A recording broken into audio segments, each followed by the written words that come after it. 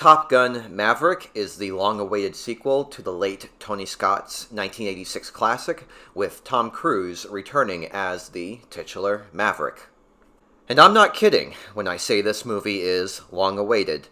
It was shot throughout 2018 and 2019, scheduled to be released for 2020, postponed for obvious reasons, and here we are 2 years later, and it's finally out.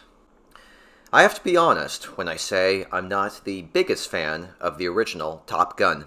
I mean, I like it fine, it's just a tad overrated. It has beautifully filmed action sequences and a great 80s soundtrack, but the characters are a little bland and the story just never really stuck with me. To be fair, it's been many years since I've watched it, so maybe if I gave it another viewing, I might find it to be better than I remember.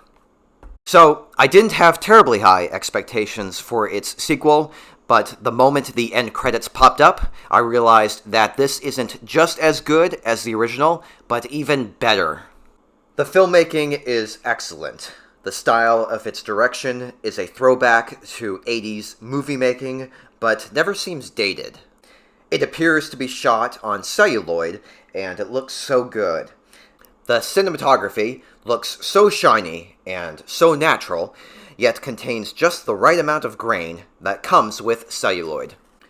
The director of photography, Claudio Miranda, who won an Oscar for Life of Pi, knocks it out of the park.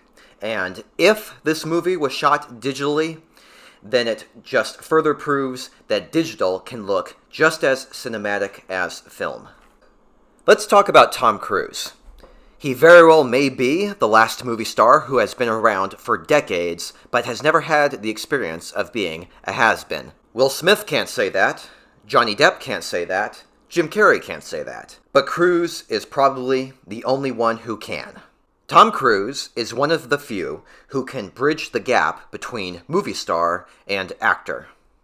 He is a great actor, just as much as he is a great movie star, and he truly delivers here. His use of facial expressions and line delivery are stellar as always. He always knows what he's doing in front of the camera. As a movie-going experience, it has it all. Thrills, suspense, humor, charm, emotional depth, surprises, and it's all handled wonderfully. The only downside is hardly a downside. My weak memory of the original made the sequel's story a little hard to follow at times. So, I'm really tempted to rewatch the original and go see Maverick a second time. Not for nearly the sake of further understanding, but to learn to love it. But as of now, I like it a lot.